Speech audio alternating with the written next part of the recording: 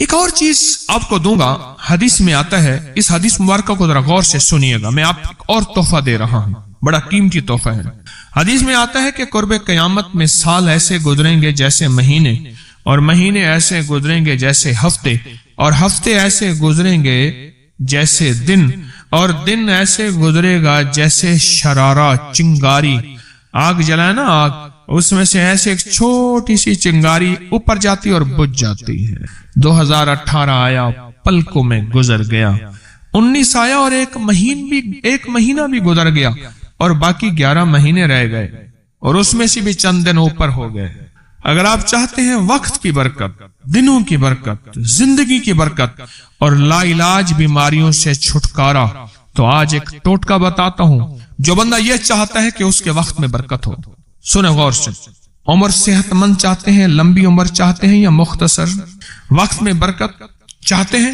میں حیران ہوا، حضرت حکیم الامت رحمت اللہ علیہ کے ایک خلیفہ، ان کا مزاج تھا کہ جب خط ان کا مرید ان کو لکھتا تھا تو اسی خط کی بیک پہ مختصر سا جواب لکھ کے بھیج دیتے تھے۔ اب ذرا جواب سنیں، سوال کہ مرشد آپ کی دعاؤں سے، اللہ کی رحمت اور توجہ سے میں روزانہ 1.25 لاکھ دفعہ اس میں ذات کرتا ہوں، اللہ 1.25 لاکھ دفعہ نفی اسبات، 1.25 لاکھ دفعہ درود پاک، 1.25 لاکھ دفعہ استغفار، 10 پارے قرآن کے، 100 نفل، یہ معمولات۔ وہ پرائمری کے ٹیچر بھی تھے، مسجد میں 5 وقت کے امام بھی تھے، جمعہ بھی پڑھاتے تھے، مفتی تھے، لوگوں کو مسائل بھی بتاتے تھے، بال بچے بہت سارے تھے، ان کی روزی روزگار کے لیے محنت بھی کرتے تھے، اسکول میں وقت بھی دیتے تھے، اور یہ معمولات بھی کرتے تھے۔ ایک عقل انسانی تو نہیں مانتی کہ یہ کیا ہے، لیکن رب جس کے وقت میں برکت دے دے، اللہ کے لیے کون سی دیر ہے۔ ہم تو اپنے وقت میں برکت ہی چھنوا بیٹھے، ہمارے وقتوں میں برکت ہی ختم، ہماری زندگی میں برکت ہی ختم، ہمارے لمحوں اور ساعتوں میں برکت ہی ختم ہو گئے، ہم تو برکت چھنوا بیٹھے۔ جو شخص یہ چاہتا ہے کہ اس کی زندگی میں برکت، اس کے وقت میں برکت، اس کی صحت میں برکت، ہر وقت مریض ہے بیچارہ، ایک بیماری سے نکلا دوسری سے نکلا تیسری، ایک روگ سے نکلا دوسرے روگ سے نکلا تیسری، ہر پل کا روگی ہی روگی ہے۔ گھر میڈیکل سٹور بنا ہوا ہے، کبھی حکیم کی دوائیں، کبھی ڈاکٹر کی دوائیں، کبھی ادھر کی دوائیں۔ صحت مند زندگی چاہتے ہیں، لا علاج بیماریوں سے نجات چاہتے ہیں، وقت اور صحت میں برکت چاہتے ہیں، زندگی اور لمحوں میں برکت چاہتے ہیں، تو اپنی نماز کی پہلی رکعت میں علم نشرح، دوسری رکعت میں علم تری کیفا پڑھیں اور زندگی کا لطف اٹھائیں۔ نماز کی پہلی رکعت میں سورت علم نشرح اور نماز کی دوسری رکعت میں سورت علم تری کیفا فیل، یہ پڑھیں اور اللہ کی قدرت اور رحمت دیکھیں اور اللہ کا فضل اور کرم دیکھیں۔ اپنی نماز کی رکعتوں میں اگر آپ امام کے پیچھے ہیں پھر نہیں، اگر انفرادی کوئی نماز ہے، وہ سنت ہے، وہ خدا نہ خواستہ فرض قضا ہو گئے ہیں، جماعت چوک گئی ہے نہ چاہتے ہوئے، آپ کے کوئی بھی نماز ہے، سنتیں ہیں، آپ پہلی رکعت میں علم نشرح اور دوسری رکعت میں علم تری کیفا فیل یہ پڑھیں، برکتوں کے اللہ دروازے کھولتا ہے اور رزق کی برکت ہوتی، انوکھی برکت ہوتی۔ مجھے ایک صاحب کہنے لگے میرا 1 کروڑ ایسے بن جاتا ہے پتہ نہیں چلتا، کروڑ ایسے بن جاتا ہے، میں سچ کہہ رہا ہوں ایسے بن جاتا ہے، مجھے پتہ نہیں چلتا میں کہاں سے بن گیا۔ اللہ نے وہ برکت کے خزانے مجھے دیے ہیں۔ اللہ سے ایک چیز مانگا کریں، اللہ آج جو تو نے مجھے برکت کا ذرہ دیا ہے، اللہ میری نسلوں تک رکھنا، چھین نہ لینا۔ ہاں اللہ مجھے اگر تو نے برکت کا ذرہ دیا ہے، اللہ یہ مجھے نسلوں تک دینا، اللہ مجھ سے چھین نہ لینا۔ تو برکتوں کے دروازے اللہ کھلوا دے، لا علاج بیماریوں سے نجات دے دے، وقت میں برکت، زندگی میں برکت، سانسوں میں برکت، صحت میں برکت، دولت میں برکت، پیسے میں برکت، نسلوں میں برکت۔ برکت کبھی ختم نہیں ہوتی، کثرت ختم ہو جاتی ہے۔ کتی کتنے بچے دیتی ہے؟ 7 10 11، اور بکری کتنے بچے دیتی ہے؟ 1 کوئی 2۔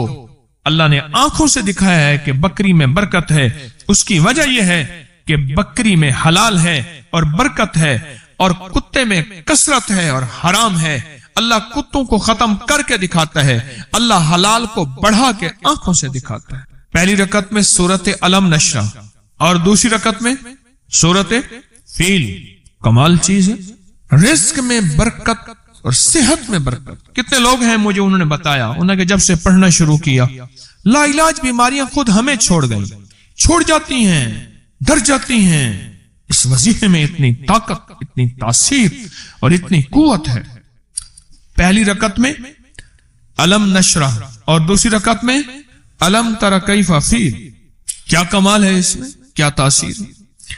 معمول بنائیں گے اور اس سے ایک انوکھی روحانی کیفیت شروع ہوتی ہے۔ اگر میں اس کے واقعات بتانا شروع کر دوں، میرے پاس بے بہا واقعات ہیں۔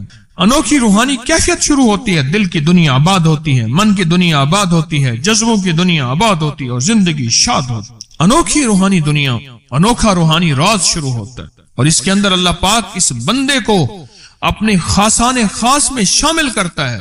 اس بندے کو ایک تاثیر ملتی ہے اور ایک توجہ ملتی ہے۔ پھر ایک نہیں، میں نے کئی محدثین، اکابرین، علماء کی زندگیوں کے واقعات میں یہ بات پڑھی، سنی۔ کئی بوڑھے بزرگوں کی زندگی میں ملنے گیا تو میں نے ان سے کہا جی پہلی رکعت میں اگر علم نشرہ، دوسری رکعت میں علم تر کیف پڑھ لی جائے، اس کا کوئی فائدہ آپ کی نظر سے گزرا؟